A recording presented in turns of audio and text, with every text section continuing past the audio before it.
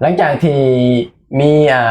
เรื่องดราม่าที่2-3 วันที่ผ่านมาแหละพี่น้องเนาะสำหรับคนลาวกับคนไทยใช่นะเรื่องเขาเหนียวม่วงพี่น้องเนาะเฮาในฐานะคนลาวกับ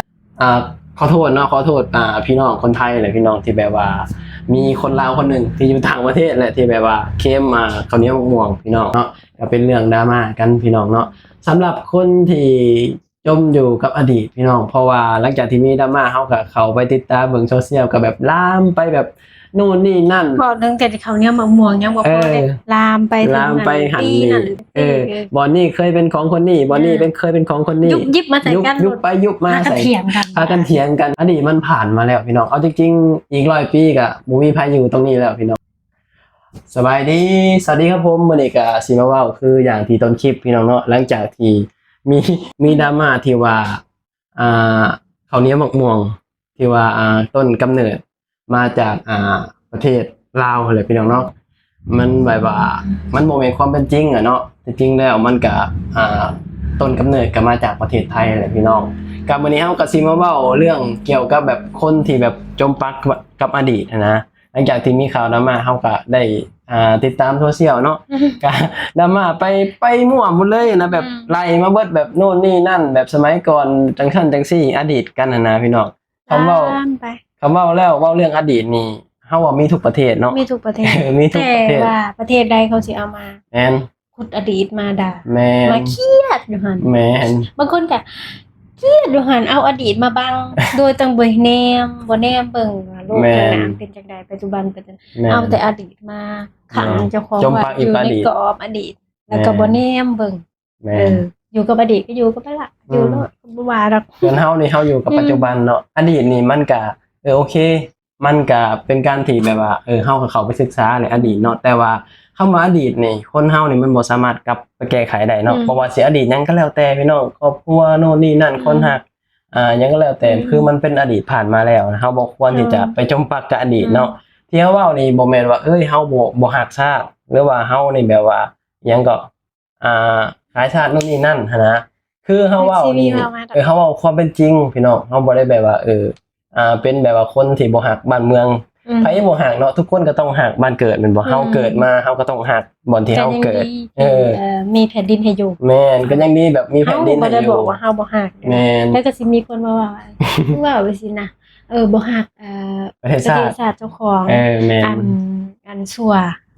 ขายชาติเจ้าของว่าซั่นเด้สิมีคนมันมีดอกคนมาคอมเมนต์ข้างเด้ถามว่าเฮาข้างบ่เฮาก็บ่ได้ข้างเฮาก็ฮักประเทศของบ้านเกิดเจ้าของทุกคนฮักแหละทุกคนฮักประเทศเจ้าของนั่นแหละเฮาก็บ่ได้เว้าให้ประเทศใดประเทศนึงแม่นทุกคนฮักบางคนก็เอาอดีตมาบังตาแม่นบางทุกอย่างมันบ่แนมเบิ่งหยังเลยแม่นบ่เบิ่งความเป็นจริงอดีตแล้วก็เอามาเว้าเอามาด่ากันแบบคุยขึ้นมาว่าเป็นจังซั่นเป็นจังซี่ขึ้นที่เห็นในเฟซมันก็เฮ็ดล่ะแม่นในโลกออนไลน์เต็มอยู่เราเห็นแบบจังแม่นศาสตร์บ่เจริญไปใจดีเนาะคนผู้ใดน่ะยังก็บ่ฮู้มันมีบางคนบางกลุ่มเท่านั้นล่ะแม่นบางคนบางกลุ่มยังจมกับอดีตเนาะบ่เคยที่จะแบบว่าบ่ได้มื่นตานะสิเว้านะบ่เคยที่จะหลุดออกมาจากอดีตนะพี่น้องอดีตมันเป็นสิ่งที่แบบว่ามันผ่านมาแล้วสินะที่เฮาเว้านี่คืออย่างเฮาเว้าเนาะบ่แม่นว่าเฮาบ่ฮักบ้านเมืองเนาะทุกคนฮักกันแหละบ่เฮาเกิดประเทศชาติบ่เฮาเกิดทุกคนก็ฮักกันแหละแต่ว่าบ่อยากให้จมกับอดีตแม่นบ่จนแบบว่าเฮ็ดให้อดีตนี่มาบังหูบังตาเฮาเฮ็ดให้แบบมองเห็นแบบคนอื่นแบบคนความดีของคนอื่นแบบนี้นะเพราะว่าคนที่จมกับอดีตนี่เขาสิบ่มองเห็นความดีของคนอื่นได้ส่วนหลายมีแต่แบบว่าคิดอยู่แต่กับอดีตแบบนี้นะคือทุกประเทศเนาะคือเพิ่นเอามาใส่ในชีวิตได้นี่คือเพิ่นไปแก้ไขได้มันแก้ไขยังบ่ได้แล้วมันเป็นเรื่องของคนตะกี้ว่าสิเขาสิเฮ็ดหยังกันมาเฮาบ่ฮู้ดอกเฮาบ่ได้เห็นเฮายังบ่ทันเกิดแบ่งดินแบ่งหยังกันเนาะยังบ่ทันแบบเคลียร์กันแต่ว่าหลังจากที่เรื่องวุ่นวายมันจบลงไปใช่มั้ยหลังจากที่เรื่องวุ่นวายจบลงแล้วก็มาแบ่งกันว่าผู้ใดได้ฉันได้ไปใช่นะก็พากันมาแบ่งกันแล้วก็สมัยก่อนเฮาก็ยังบ่ทันเกิดซ้ำไปใช่นะแล้วคนที่เขาเจ้าอยู่ในช่วงนั้นเขาเจ้าก็ไปหมดแล้วเขาเจ้าคือแบบจากโลกใบนี้ไปแล้วนะคือคนรุ่นใหม่เฮาก็บ่ควรที่แบบแต่มันน่าจะช้าลงได้แม่นคนรุ่นใหม่เฮาก็บ่ควรที่จะไปจมกับอดีตไปใช่นะเพราะปัจจุบันนี่มันสำคัญพี่น้องเนาะเฮามาคิดปัจจุบันนี่ดีกว่านี่ว่าเฮา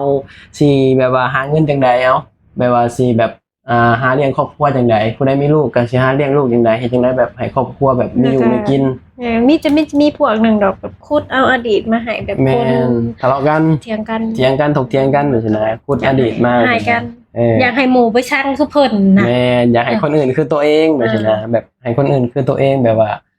จมอยู่กับอดีตแบบนี้นะ เว้าอยู่บ่เลย แม่นเว้า เฮ็ดอยู่เพจนึงเขาบอกว่าดอก มันมีอยู่เพจหนึงแหละมากแบบเอาอ ห ดีต ลายๆ เอาอดีตขึ้นมาแบบนี้นะเอาอดีตขึ้นมาให้คนแบบว่ารุ่นใหม่แบบว่า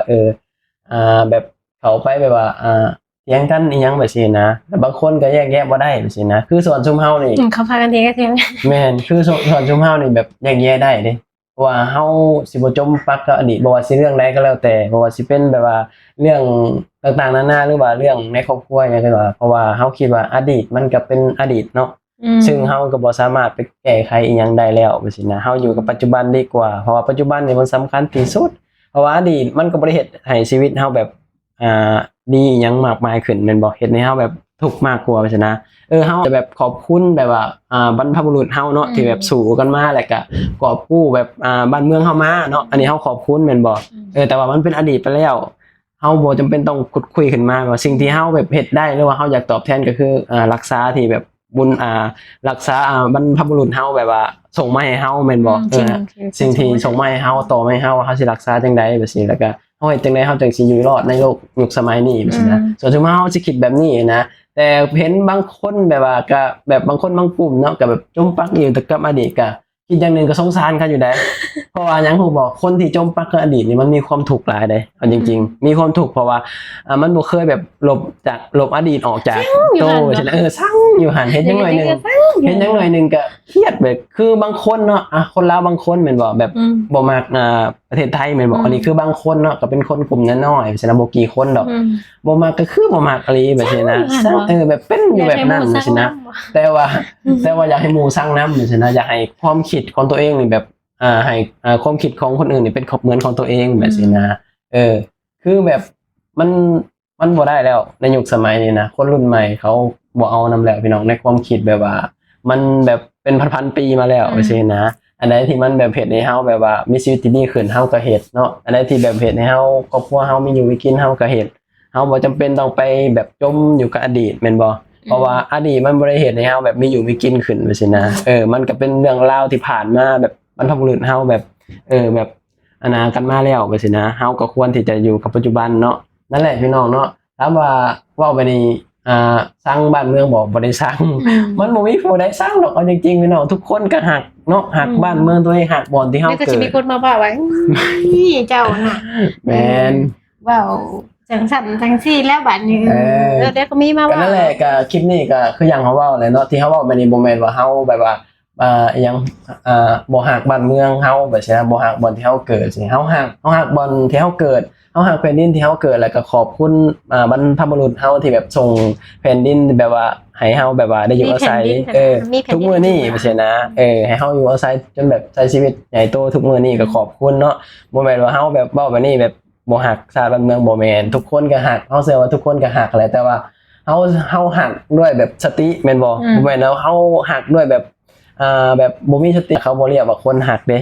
อันนั้นเขาเรียกว่าคนบ่มีแบบว่าสตินะฮะใช้อารมณ์หัวเหตุผลนะฮะเขาเรียกว่าคนแบบนั้นพี่น้องเนาะถ้าเกิดว่าหักจริงนี่เฮาก็ต้องแบบมีเหตุมีผลแม่นบ่แล้วก็อย่าไปจมกับอดีตหลายเฮาอยู่กับปัจจุบันดีที่สุดแบบนี้นะทุกมื้อนี้เบิ่งแน่หาเงินก็หายากน้ำมันก็แพงอีหยังก็แพงเฮ็ดจังได๋จักสิมีอยู่มีกินจังซี่นะเฮาบ่เอาเวลาไปจมอยู่กับอดีตใช่ก็พาคนลาวหลายคนโดยเฉพาะคนรุ่นใหม่เนาะก็พยายามจะจมกับอดีตที่ผ่านมาแล้วก็อย่าไปแบบว่ายังตกเถียงเรื่องมันที่ผ่านมามันผ่านไปแล้วก็ให้มันผ่านไปนี่ก็โยงไปหมดแล้วอันนี้ก็โยงไปเรื่อยโยงไปหันโยงไปนี่เอาเลยเบิ่งแล้วโอ้ยคนเฮาเนาะไปสิโยงไปหยังบ่ซั่นนะคือบ่ว้าวอีกแล้วแม่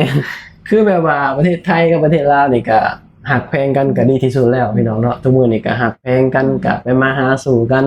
มีหยังก็แบ่งปันกันแม่นบ่ก็เหมือนกับแบบประเทศไทยเหมือนบ้านหลังที่2แม่นเฮากับประเทศไทยก็เหมือนบ้านหลังที่2ที่มีทุกมื้อนี้ที่มีอยู่มีกินก็ย้อนมาหาเงินอยู่พี่แหละแม่นก็หักแพงกันก็ดีแล้วเนาะจะมาจักสิเถียงกันคนบางคนได้อันนี้เว้าคนบางคนนะมักแบบคุดคุยอดีตขึ้นมาแบบนี้นะบ่จำเป็นต้องคุดคุยดอกเฮาอยู่กับปัจจุบันประมาณนั้นพี่น้องคลิปนี้ก็บ่ยังหลายเนาะเฮาก็สิได้ปิดคลิปเพียงเท่านี้แหละพี่น้องเอ้ย ไว้พอกันคลิปหน้าเด้อคลิปนี้ก็ไปแล้วสวัสดีครับผม